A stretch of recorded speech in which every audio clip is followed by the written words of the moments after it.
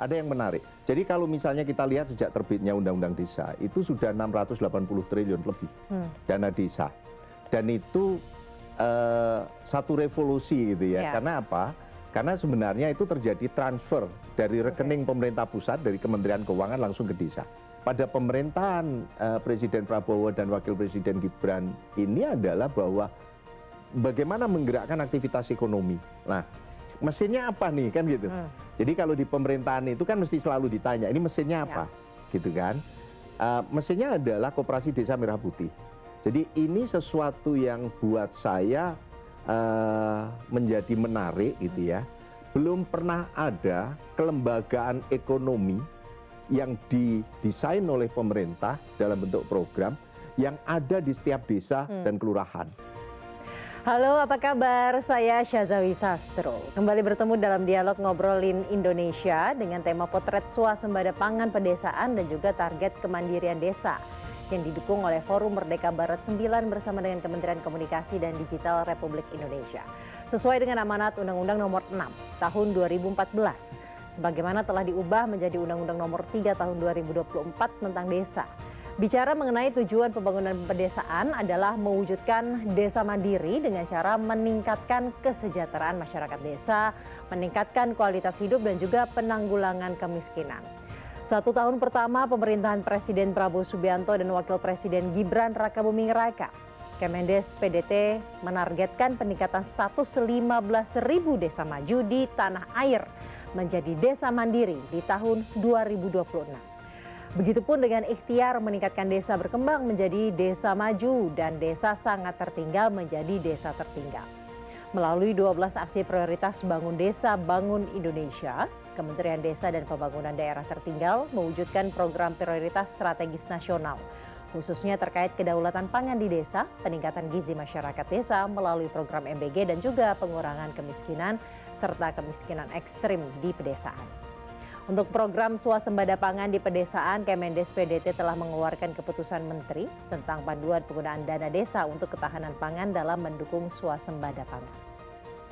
Namun sebelum kita mulai sesi kali ini, kita akan simak terlebih dahulu informasi yang menjadi pengantar tema dialog berikut ini. Menurut saya sangat penting ya, karena apa? Pertama, dia bisa mengurangi atau mencegah urbanisasi yang dari desa ke kota buat cari kerja. Kalau desanya bagus, desanya banyak lapangan kerja, desanya sukses, menurut saya sih insya Allah pasti orang desa itu, pemuda-pemuda desa tidak akan mencari kerja ke kota, malah dia akan bisa membangun di desanya dan menjadi sukses di desanya gitu. Kita lihat ya seluruh di Indonesia ini paling besar kan emang jumlah desa Mbak, hampir 60.000 lebih. Jadi untuk secara ekonomi ketika ingin membangun nasional secara ekonomi harus membangun dari desa dulu. Kalau desa bisa maju dan sejahtera, kemungkinan besar recovery secara ekonomi nasional bisa akan tercover secara keseluruhan. Oke, menarik sekali. Nah, penting banget sih kalau pembangunan desa ya, apalagi dia ada kontribusinya juga sama kota kan, bersambung juga. Kalau desanya mati, ibaratnya ntar kotanya juga ikutan, nggak nyambung gitu. Kalau menurut aku seperti itu. Jelas penting ya Mbak ya, karena sisi pertanian sendiri kan memang basisnya di desa ya Mbak. Nah sekarang kan pemerintah punya ada program cetak sawah, terus ada pembangunan optimalisasi lahan, dan itu salah satu bagaimana membangun basis ketahanan di desa sendiri. Nah dari basis ketahanan itu kan tujuan akhirnya adalah swasembada pangan Mbak. Karena desa itu kan ini kan jadi pilarnya ya, apalagi kalau pertanian itu kan adanya di desa ya. Peternakan juga banyak kan di desa. Jadi kalau bisa sih memang pembangunan memang harus merata sampai ke desa gitu. Terutama untuk infrastruktur jalan, karena nanti untuk distribusinya itu kan butuh jalan yang bagus ya kayak gitu. Petani-petani itu sebenarnya harusnya disejahterakan ya. Ilmunya ditingkatkan gitu, gimana caranya dia bisa kita nggak usah impor lagi gitu ya. Ya kalau istilahnya ada pupuk bersubsidi lagi kan masyarakat kecil bisa beli istilahnya dikecer gitu, bisa 1 kilo, 2 kilo ya istilahnya buat perkebunan, di depan rumah, pekarangan, bahkan di belakang rumah juga kan istilahnya bisa beli pupuk 1 kilo, 2 kilo. Sekarang kan mesti berkelompok. Dan selanjutnya saya akan memperkenalkan narasumber yang sudah bergabung bersama kita hari ini, Bapak Samsul Widodo, Dirjen Percepatan Pembangunan Daerah Tertinggal, Kementerian Desa dan Pembangunan Desa Tertinggal. Halo Pak Samsul, apa kabar? Baik. Terima kasih ya sudah mau bergabung untuk berdiskusi mengenai desa-desa di Indonesia. Ya. Salah satu tujuan percepatan desa ini adalah meningkatkan kesejahteraan masyarakat. Karena masih banyak, bahkan mungkin di atas 50% ya, masyarakat yang tinggal di pedesaan di seluruh Indonesia. Ya. Sebenarnya di pemerintahan Prabowo Subianto ini, apa program yang bisa mempercepat desa ini agar terus tumbuh maju? Ya, sebenarnya ini menjadi menarik gitu ya. Jadi saya udah 25 tahun nih di pemerintahan, dan kebetulan sepanjang karir saya lebih banyak untuk nangani desa dan daerah tertinggal. Ada yang menarik. Jadi kalau misalnya kita lihat sejak terbitnya Undang-Undang Desa, itu sudah 680 triliun lebih dana desa. Dan itu satu revolusi gitu ya. Karena apa? Karena sebenarnya itu terjadi transfer dari rekening pemerintah pusat, dari Kementerian Keuangan langsung ke desa. Jadi langsung itu ya? langsung ke rekening desa. Betul. Dan itu bahwa pengambilan keputusan itu ada di musyawarah desa, di mereka, dari mereka, oleh mereka, dan untuk mereka, dan termasuk melarang menggunakan kontraktor, jadi mereka sendiri. Ini menjadi sangat menarik karena sebenarnya 10 tahun terakhir, jadi artinya 2015 sampai 2024, jadi artinya pada kabinet sebelumnya itu lebih fokus bagaimana standar pelayanan minimal secara infrastruktur di desa itu dipenuhi. Jadi kalau misalnya kita bicara pembangunan jalan, itu cukup mengejutkan karena sebenarnya 10 tahun dana desa itu membangun 350.000 kilometer jalan desa, jembatan, air bersih, dan sebagainya. Nah, jadi kalau kita bicara 35.000 kilometer itu sama dengan Aceh, gitu, Sabang sampai Merauke itu 35 kali gitu kan, bolak-balik kan 1.000 kilometer. Panjang sekali. Panjang sekali. Jadi itu. Lah, pada saat ini kan gitu, pada konteks saat ini ada yang sangat menarik adalah bahwa pada pemerintahan Presiden Prabowo dan Wakil Presiden Gibran ini adalah bahwa bagaimana menggerakkan aktivitas ekonomi. Gitu. Itu yang menjadi penting. Jadi melengkapi dari yang sebelumnya, bagaimana menggerakkan aktivitas ekonomi. Nah, mesinnya apa nih kan gitu. Jadi kalau di pemerintahan itu kan mesti selalu ditanya, ini mesinnya apa? Gitu kan. Mesinnya adalah Koperasi Desa Merah Putih. Jadi ini sesuatu yang buat saya menjadi menarik gitu ya. Belum pernah ada kelembagaan ekonomi yang didesain oleh pemerintah dalam bentuk program yang ada di setiap desa dan kelurahan. Jadi misalnya begini, ini terus terang saya sampaikan. Misalnya koperasi pasti di Kementerian Koperasi dulu. Kami di Kementerian Desa punya badan usaha milik desa. Jadi dua ya, berbeda ya kalau dulu. Betul. Termasuk di Kementerian Pertanian ada yang namanya kelompok tani, gabungan kelompok tani. Di Kementerian Pariwisata ada yang namanya Pokdarwis, kelompok sadar wisata dan sebagainya. Mereka mengelola desa-desa wisata. Nah, yang terjadi adalah ini silo-silo kan ya. Jadi sektor-sektor mereka dan sebagainya. Sekarang dengan adanya Impres nomor 9 tahun 2025, ini dijadikan satu. Jadi misalnya kita bicara yang menarik kemarin adalah bahwa koperasi desa itu boleh mengelola tambang sampai 2.500 hektar. Itu kan sebenarnya sebelumnya belum pernah terjadi kan gitu. Jadi artinya adalah bahwa semua kementerian bergerak dan menggunakan satu kendaraan yang sama, yaitu Koperasi Desa dan Kelurahan Merah Putih. Jadi menariknya di situ. Jadi KKP, Kementerian Kelautan dan Perikanan menggunakan Koperasi Desa Merah Putih. Kementerian Desa sendiri menggunakan Koperasi Desa Merah Putih. Dan harapannya Kementerian Pariwisata untuk pengelolaan desa-desa wisata adalah menggunakan Koperasi Desa Merah Putih. Gitu kan? Dengan peleburan ini artinya peningkatan ekonomi masyarakat desa akan semakin cepat. Artinya adalah bahwa bisa dibayangkan bahwa kita masuk di dalam satu kendaraan yang sama, tujuan yang sama, untuk bisa menggerakkan. Dan itu dari satu sisi, dari sisi kita berkoordinasi bersama-sama, tetapi dengan adanya setiap desa dan setiap kelurahan, bisa dibayangkan begini, kita ini kan punya isu di oversupply dengan over demand, ya kan? Bahwa kita ini hidup di 17.000 pulau. Kita punya isu di logistik. Jadi seringkali kita mendapatkan pemberitaan overproduksi dibuangin. Ya. Karena mereka tidak tahu. Tapi dengan adanya koperasi-koperasi ini, tahap berikutnya adalah operasionalisasi dan digitalisasi, sehingga secara digital kita tahu koperasi mana yang gudangnya isi apa. Oh, semuanya juga akan terdigitalisasi, betul, gudang-gudang di betul. koperasi. Makanya itu di Kementerian Koperasi membuat kedeputian baru, kalau nggak salah pengembangan bisnis dan digitalisasi.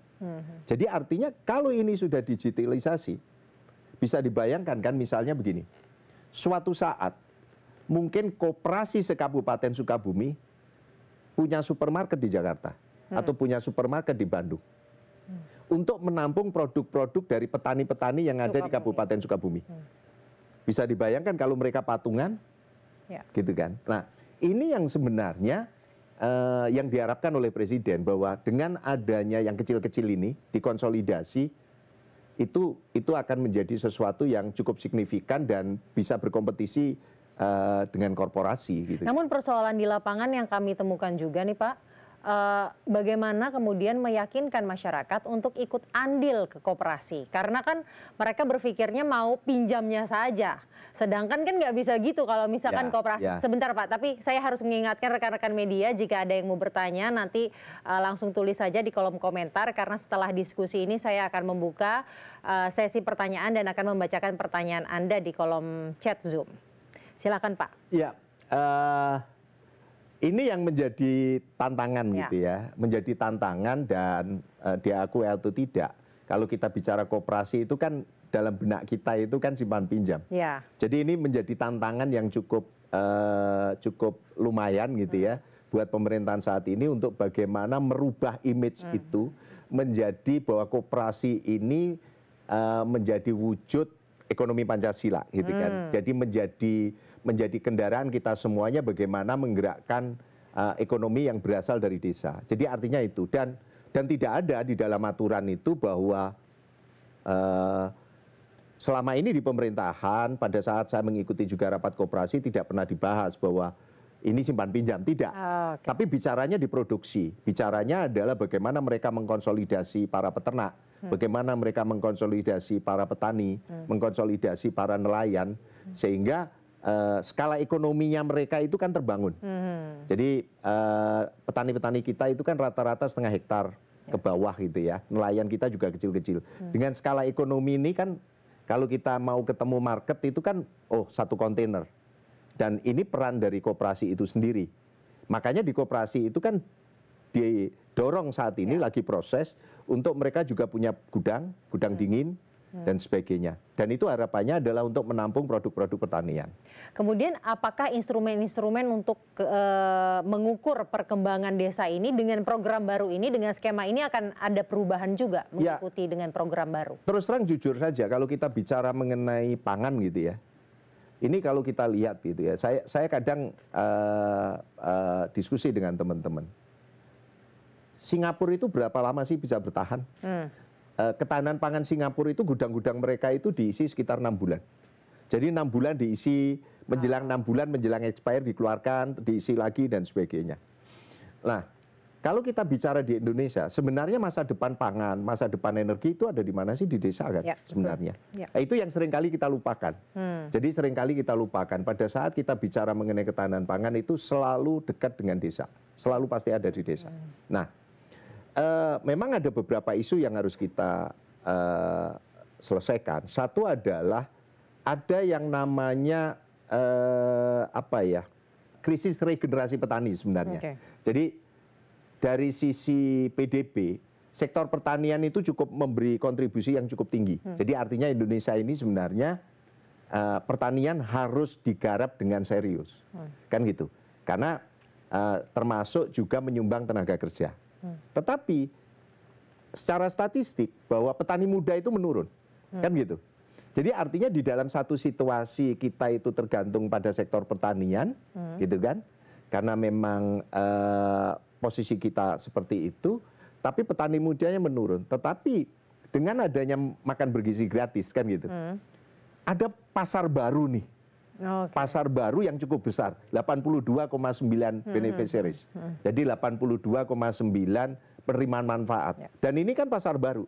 Jadi artinya ada pasar baru untuk kita memproduksi ayam, kita memproduksi ikan, gitu kan, ikan tangkap, ikan darat, telur, sayuran, dan sebagainya.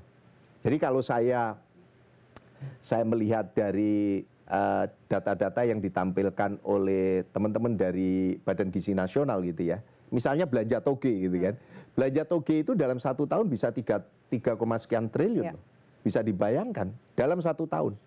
Kalau 30.000 dapur ini semuanya terinstall, 82,9, 1 tahun belanjanya 300 sekian triliun.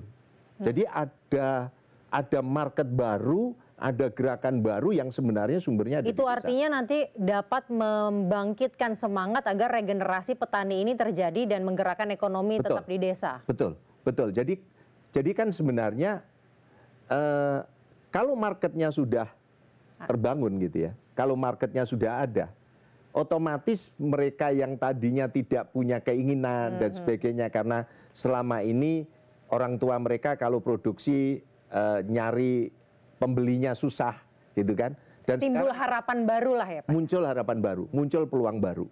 82,9 beneficiaries gitu kan. Jadi ini cukup besar.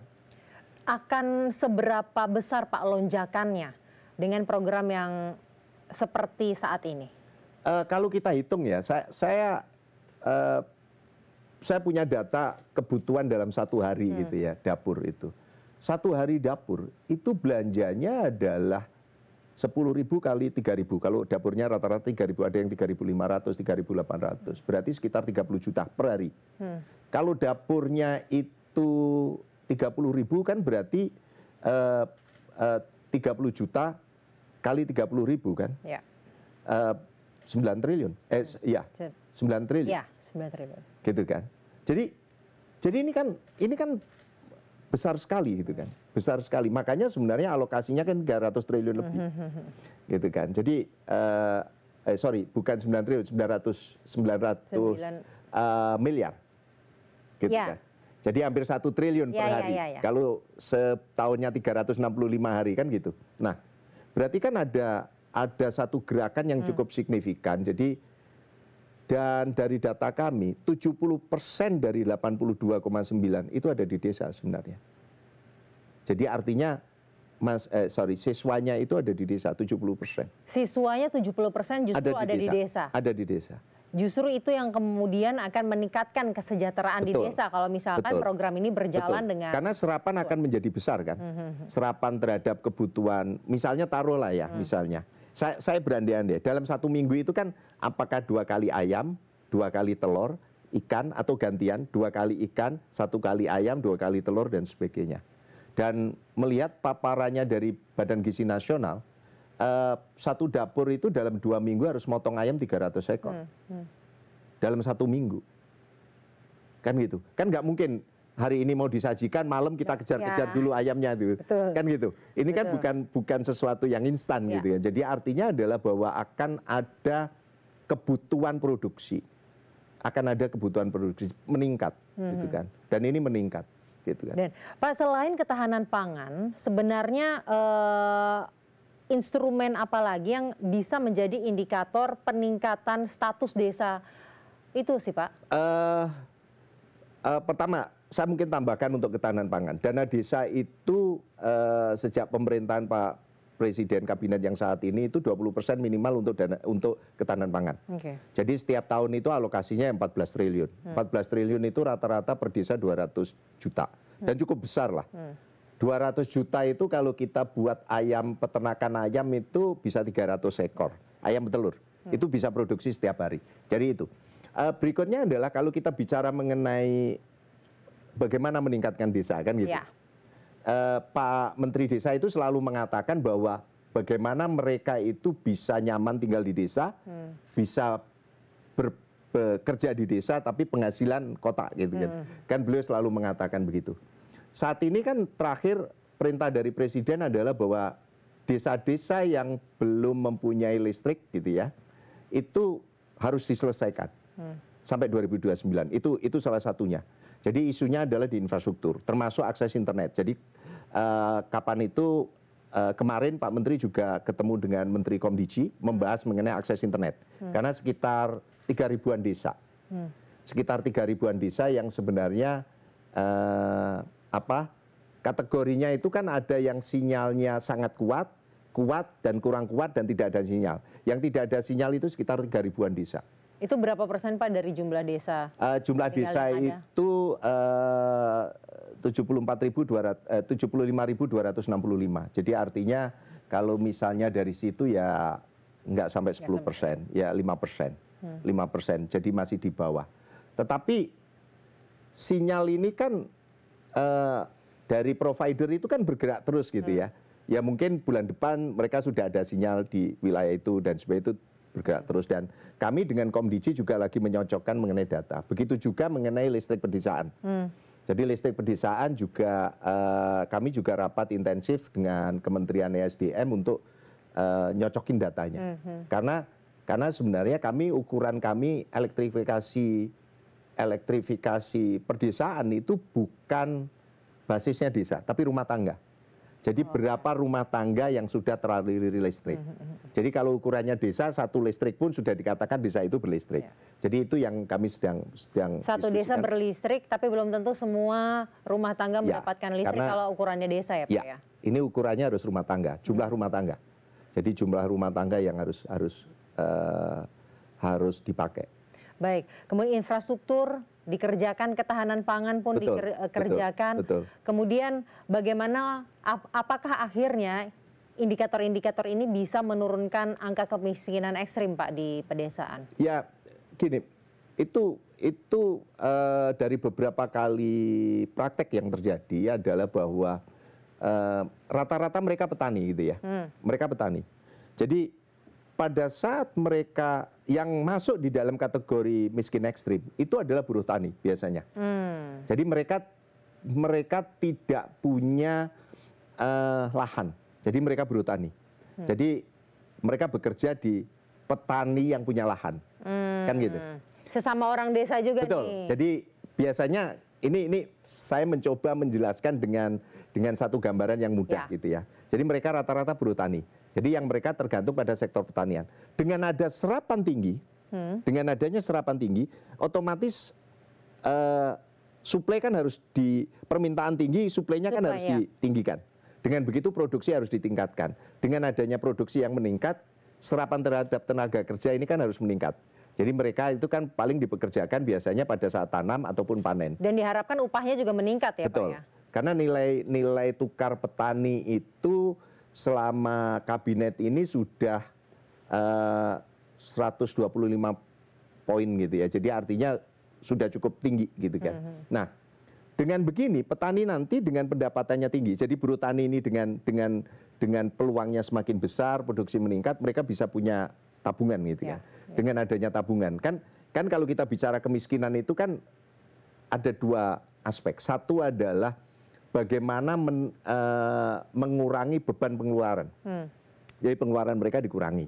Dengan cara apa? Ada BLT, ada subsidi, ada pemeriksaan kesehatan gratis, pelayanan kesehatan gratis, sekolah gratis. Itu otomatis mengurangi beban pengeluaran. Sehingga mereka nggak ada pengeluaran di sini. Ada BLT juga. Dan berikutnya adalah bagaimana meningkatkan pendapatan. Jadi kalau pendapatan meningkat, otomatis mereka belanjanya akan bertambah.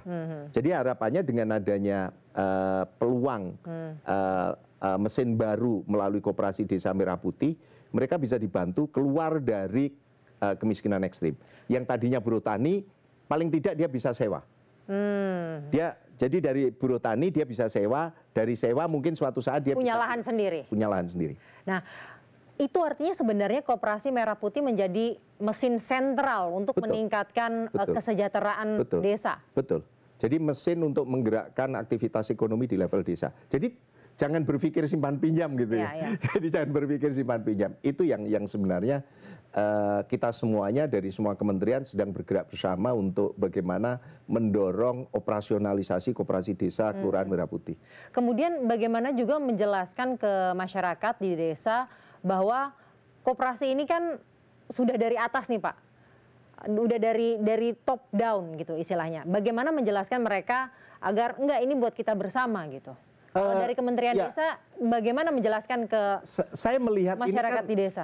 Saya melihat ini kan sudut pandang yang boleh bisa saja dikatakan misalnya seperti top down. Tapi spirit gotong royong sebenarnya itu kan ada di jiwa masyarakat kita, kan gitu. Ada di jiwa masyarakat kita. Tanpa pemerintah yang memulai, dimanapun, tanpa pemerintah yang memulai, hal-hal yang secara nasional gitu ya, dengan begitu banyak keberagaman tidak akan muncul. Fakta di lapangan selama ini di desa seperti apa memang Pak? Tanpa pemerintah yang memulai memang tidak akan ada. Ada beberapa koperasi yang muncul dari mereka. Ada beberapa koperasi yang muncul dari mereka dan mereka eksis gitu kan. Jadi sebenarnya itu. Tetapi ini kan belum pernah direplikasi secara nasional. Jadi kalau misalnya tanpa pemerintah memulai kan tidak ada. Jadi yang namanya trigger oleh pemerintah, contoh oleh pemerintah, best practices oleh pemerintah itu kan ya harus pemerintah yang memulai. Kalau ini perputaran ini nanti sudah bisa berjalan normal, swasta yang akan muncul. Jadi misalnya begini, sambil contoh. Kalau koperasi kelembagaan ekonomi ini sudah ada, koperasi-koperasi desa sudah ada, petani-petani sudah dikonsolidasi oleh koperasi, pergudangan ada, terus nelayan juga sudah dikonsolidasi, artinya bisa saja dong supermarket yang ada di Jakarta, di kota-kota besar kerjasama dengan koperasi untuk mendapatkan suplai. Mereka bisa kontrak, entah itu kontrak farming atau apa, sehingga ada kepastian. Petani itu sekarang kan tidak ada kepastian mereka. Mereka produksi, dia bisa produksi apapun, tetapi kan tidak ada kepastian. Dengan begini kan didorong ada kepastian. Kontrak terhadap makan bergizi gratis dengan SPPG untuk mereka suplai dan sebagainya. Sehingga terjadi putaran ekonomi di level masyarakat, di grassroots. Itu artinya mereka pede untuk melakukan produksi yang lebih banyak dan lebih besar ya? Ya artinya karena marketnya sudah, jadi mereka bisa melakukan kontrak farming kan, gitu kan. Misalnya, oke, supermarket yang ada di Jakarta, mereka bisa kontrak dengan koperasi yang ada di Bandung, di Sukabumi, di Cianjur dan sebagainya. Dan koperasi ini kan bisa bekerja sama dengan koperasi-koperasi lain untuk bisa memenuhi kebutuhan itu. Gitu kan. Kalau koperasi desa dari tadi kita berbicara lebih banyak mengenai aspek penyerapan ya sebenarnya Pak. Kalau aspek produksinya seperti apa?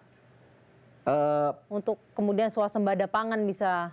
Saya rasa Pak Mentan gitu kan beberapa kali mengatakan tunggu beberapa bulan lagi kita akan swasembada pangan. Jadi dengan adanya misalnya dapur, gitu kan, saya ambil contoh. 82,9 beneficiaries penerimaan manfaat itu kan sudah ada jelas. Di situ itu kan kebutuhan satu hari itu berapa kilogram beras, berapa ayam, berapa ikan, berapa telur itu kan sudah jelas. Gitu kan, setiap hari dan itu konstan kan. Di desa ini terjadi, mereka bisa kemudian memberi makan masyarakat desa mereka sendiri.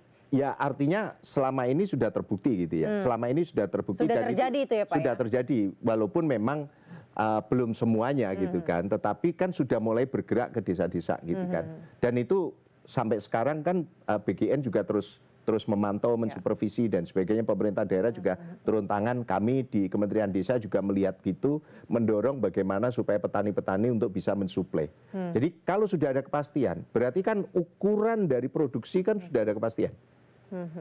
Karena semuanya sudah kelihatan kan, oh suplai dapur ini kebutuhannya seperti ini, non dapur berapa kebutuhannya dan sebagainya gitu kan. Nah selama ini kan mereka produksi, tapi mereka tidak tahu berapa besar serapan pasar, gitu kan. Itu yang terjadi.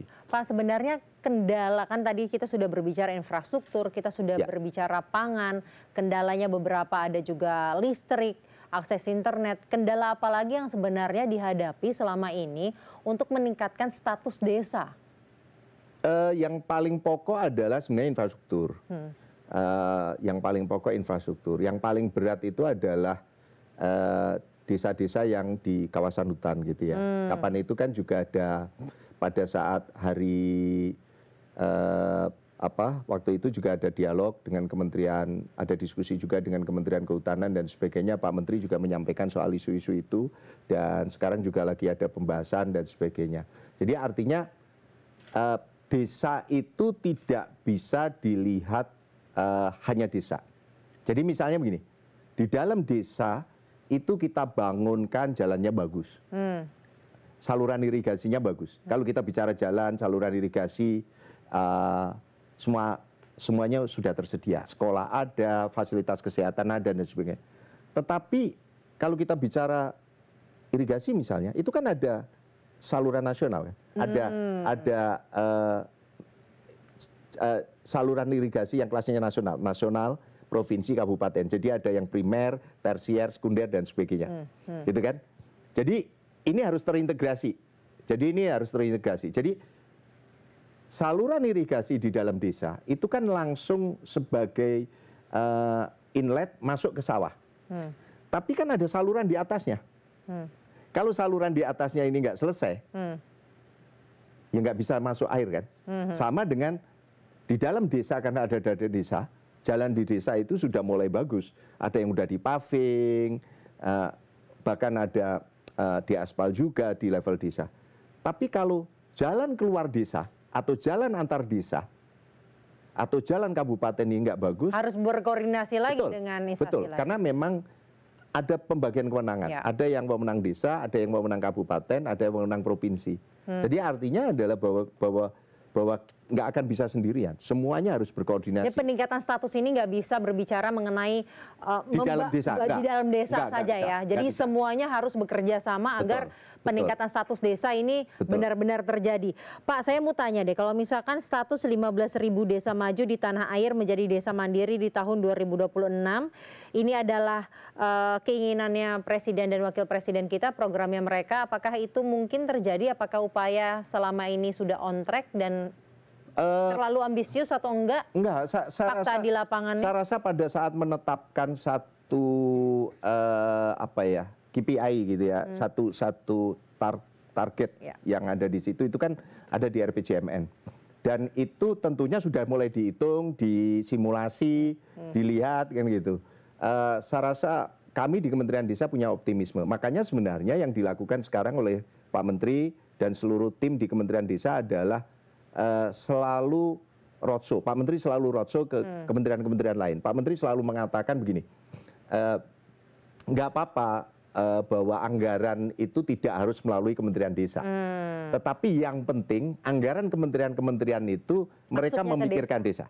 Jadi apakah itu Komdiji, Kementerian Pertanian, Kementerian Perdagangan, Kementerian Perindustrian, Kementerian SDM. Yang penting adalah bahwa mereka bisa membuat orang desa itu bahagia. Jadi Pak Menteri selalu begitu. Sehingga Pak Menteri selalu keliling dan meyakinkan mereka untuk bagaimana mendorong bahwa mereka memberi perhatian kepada desa.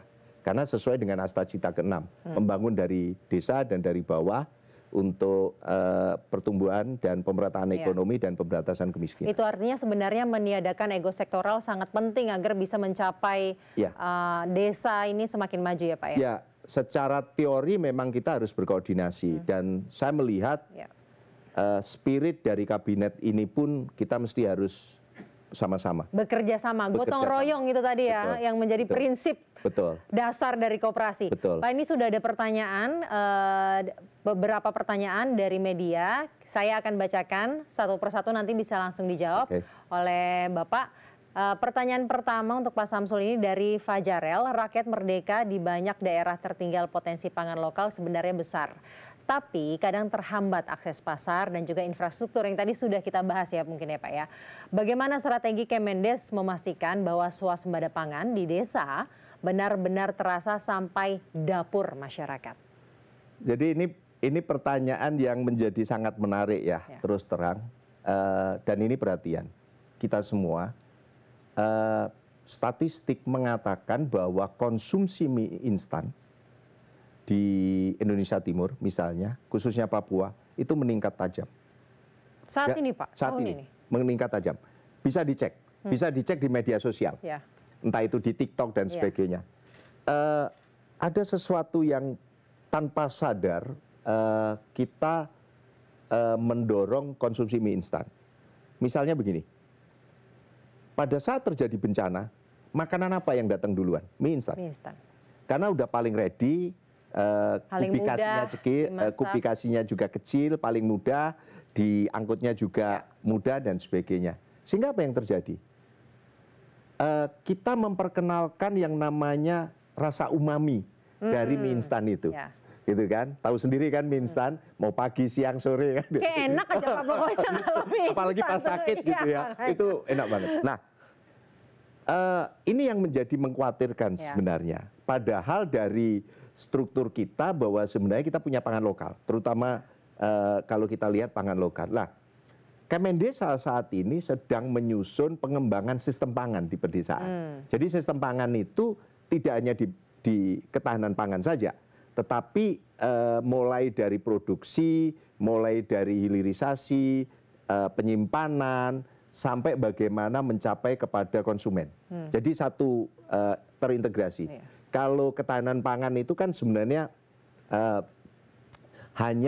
kalau ketahanan pangan itu kan bicaranya ketersediaan, aksesibilitas, dan variasi makanan. Menjamin bahwa mereka punya akses. Tapi kalau sistem pangan lebih luas. Jadi bagaimana gunung dan laut kan gitu. Jadi antara landscape dengan seascape itu harus terintegrasi. Nah, saat ini kami sedang menyusun dibantu oleh IFAD, International Finance Agriculture Development gitu ya, plus juga FAO untuk mengembangkan sistem pangan. Jadi mengembangkan sistem pangan ini bagaimana kita mencoba persiapkan masyarakat ini, bagaimana mereka mulai bertahap kembali ke pangan lokal. Jadi seperti yang pertanyaan tadi. Kan kita jujur aja bahwa banyak generasi-generasi muda yang sudah nggak mengenal. Ya. Nah, dari contohnya tidak mengenal apa nih Pak? Pangan lokal. Jadi misalnya begini, saya ada beberapa hasil video dan sebagainya, misalnya kalau kita makan sagu itu kan plain rasanya. Ya. Tapi kalau kita makan mie instan, bisa dibayangkan kalau anak-anak kecil mengkonsumsi mie instan. Papeda dengan mie instan mungkin akan lebih banyak memilih mie instan sekarang di timur ya. Betul, itu yang terjadi. Tidak hanya di timur, di Indonesia Barat juga akan terjadi seperti itu, gitu kan. Nah, berarti kan kita harus mengembalikan. Dan dari hasil riset kami, mengembalikan dari mana? Memperkenalkan rasa. Ternyata rasa itu diperkenalkan sejak MPASI. Sejak MPASI. Jadi kalau MPASI-nya itu diambilkan dari produk industri, sensor rasa mereka itu mengenal dari MPASI dan itu akan ke bawah sampai ke tua. Ya.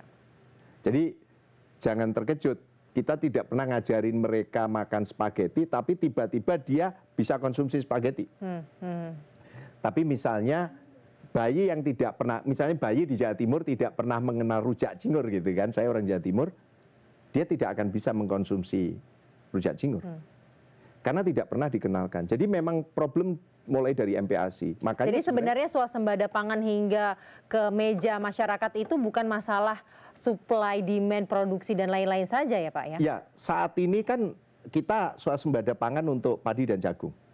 Itu dulu gitu kan. Jadi artinya stabilitas dari sisi nasional, oke, kita udah punya stok. Tetapi untuk mengembalikan kepada pangan lokal, ini bukan sesuatu yang mudah, tetapi bukan berarti tidak mungkin. Berarti kan harus ada mulai bagaimana MPASI itu diperkenalkan dengan produk-produk lokal, dengan produk-produk yang memang misalnya mulai dari bahan bakunya dari ketan hitam, bahan bakunya dari sagu, bahan bakunya dari sukun dan sebagainya kan gitu.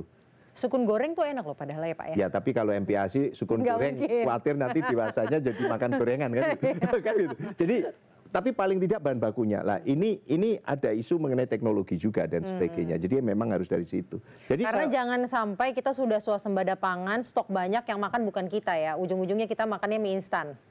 Itu ya Pak ya. Ya kalau dari statistik memang meningkat. Konsumsi kita terhadap gandum ini memang meningkat dari sisi statistik. Dan itu sebenarnya mengkhawatirkan. Padahal pada dasarnya Indonesia bukan produsen gandum ya Pak ya? Bukan. Baik. Gitu kan. Jadi itu yang menjadi pertanyaan itu sangat relevan dan kami di Kementerian Desa sedang menyusun itu dan harapannya tahun depan bisa dijalankan. Baik.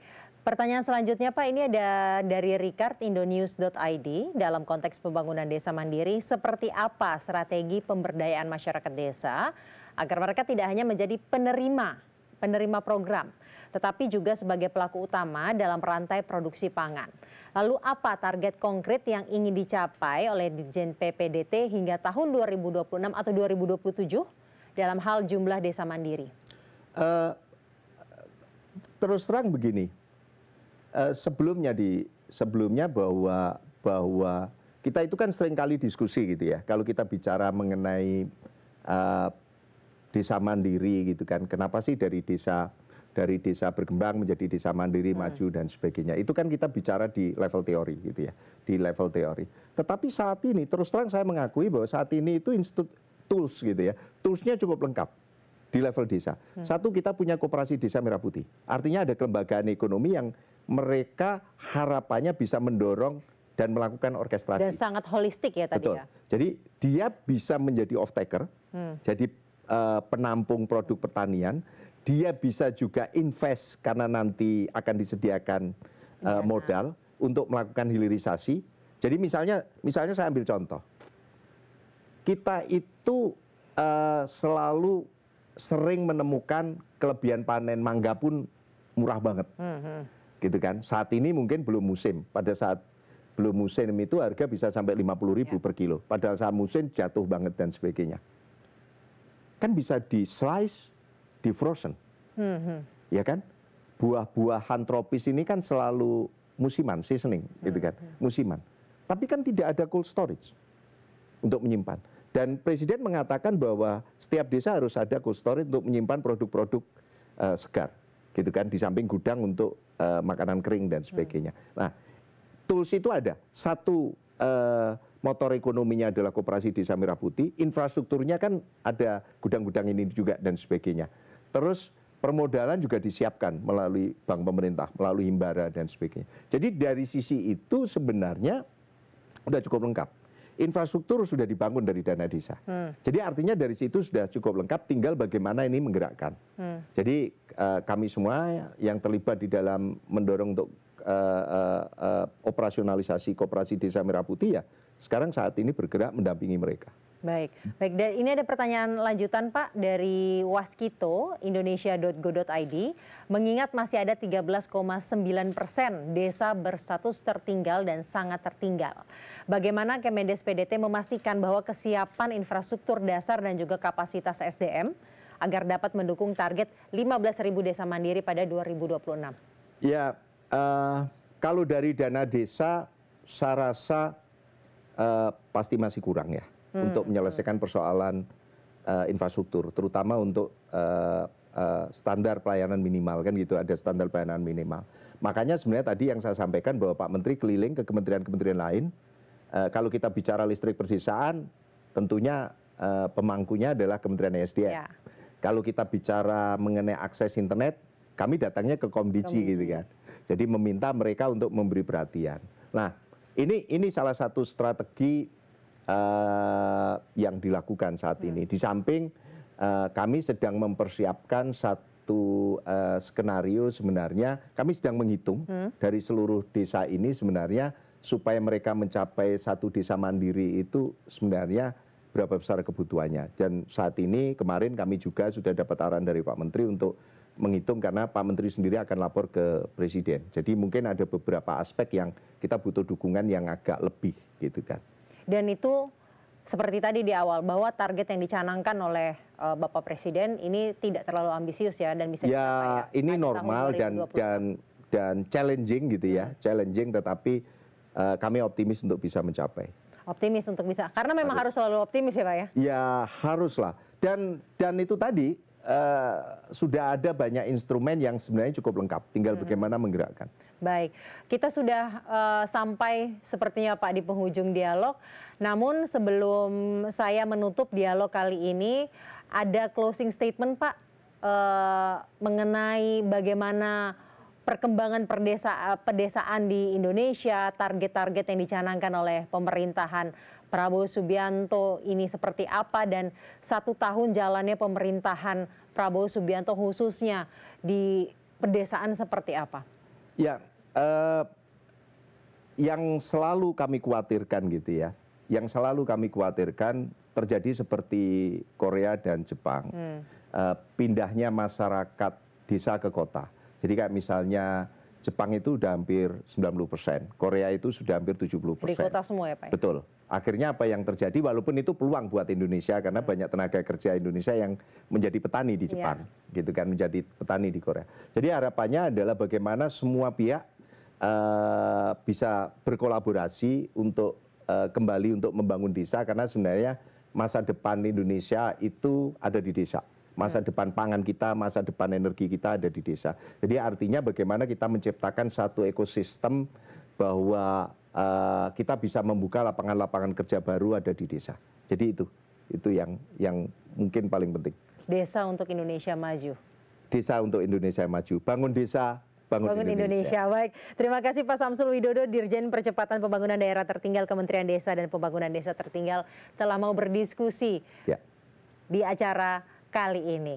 Dan dari Desa Indonesia Tumbuh, dari wilayah tertinggal, bangsa ini belajar arti ketahanan dan juga gotong royong yang tadi sudah didiskusikan panjang lebar.